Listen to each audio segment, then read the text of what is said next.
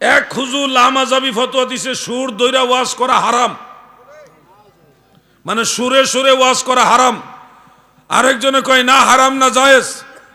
আমি যে কেন বলি যে তারা নিজেরাই খোদা সাজে। কোন বিষয়কে হারাম বানাইবার ক্ষমতা একমাত্র আল্লাহ এবং আল্লাহ রসুলের আছে, আর কারো নাই। আমরা আলেমরা পীর মাশায়েখরা যদি চাই যে একটা জিনিসকে হারাম বলবো, কোনোদিনও সম্ভব না। হারাম বানাইতে হলে হয় আল্লাহ তাআলা লাগবে, আর না হয় আল্লাহ রসুল লাগবে।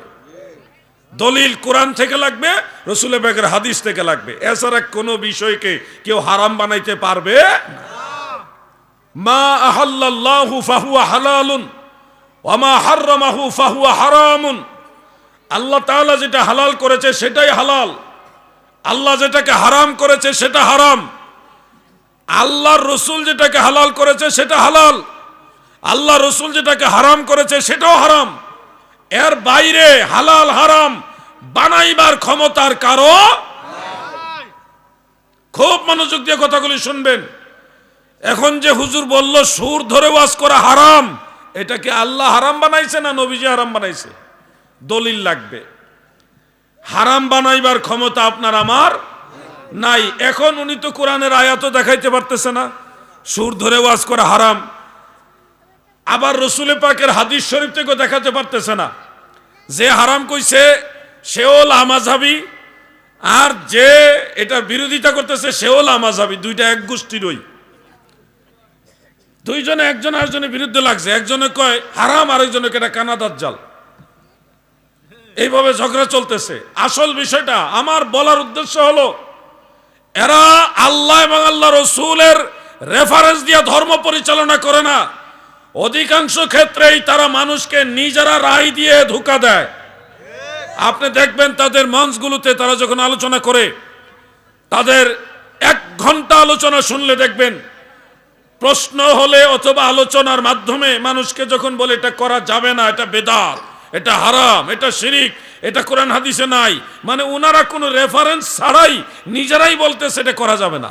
কেউ প্রশ্ন করলো যে হুজুর নামাজের পরে হাত তুলে মোনাজাত করা যাবে কিনা, ওনারা কোনো রেফারেন্স না দিয়ে বলতেছে না এটা করা যাবে না, এটা জঘন্য বিদআত, নিজেই রায় দিয়ে দিচ্ছে। ওনারা তো আল্লাহও না, আল্লাহ রসুলও না, কোনো মুস্তাহিদও না। তাহলে যারা নিজের কথা মতো আবেগ ধর্ম চালায়, এরা হক হতে পারে? আমরা আপনাদের বলছি নামাজে মুখে উচ্চারণ করে নিয়ত করা যাবে, এটা আমাদের ব্যক্তিগত কথা হিসেবে না। 2টা দলিল দিলাম রসুলের পাকের হাদিস থেকে, তাও বুখারী শরীফ থেকে। এরপরে আপনি 1400 বছর ইতিহাসে যত বড় বড় ইমাম আছে তারা কি মুখে মুখে নিয়ত করছে কিনা, এটা যদি আমরা দেখি তাহলে আমি 4-5টা কিতাবের নাম বলি, শুনেন। ফতোয়া বাহরুর রায়েক, ইমাম ইবনু নুজাইম মিসরি হানাফি রহমাতুল্লাহ আলাইহি। তারপরে ফতোয়া তাতার খানিয়া, তারপরে জাওহারাতুন নাইয়ারা শরহে কুদুরি, তারপরে হেদায়া ইমাম মুরগেনানি, তারপরে ফাতহুল কাদির ইমাম কামাল উদ্দিন ইবনুল হুমাম। এই সবগুলি কিতাবে ফতোয়ায়ে শামির মধ্যেও আছে, ইবনু আবিদিন জাইনুদ্দিন শামি, তারপরে ফতোয়ায়ে আলমগিরি। 4-5টার মধ্যে আর বেশি হয়ে গেছে, আরো আছে। এতগুলি কিতাব, এগুলি তার এট এ টাইম এক সময় লেখা হয় নাই।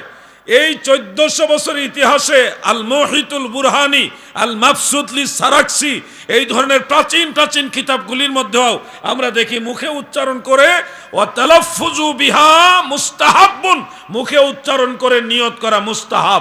এটা আহলে সুন্নাতুল জামাতের এই 1400 বছর ইতিহাসে সব ইমামরা বলছে মুস্তাহাব। আর সলিমউদ্দিনের ফুলা কলিমউদ্দিন সে আয়েশা বলতেছে বিদআত। তার কথার দলিল কি?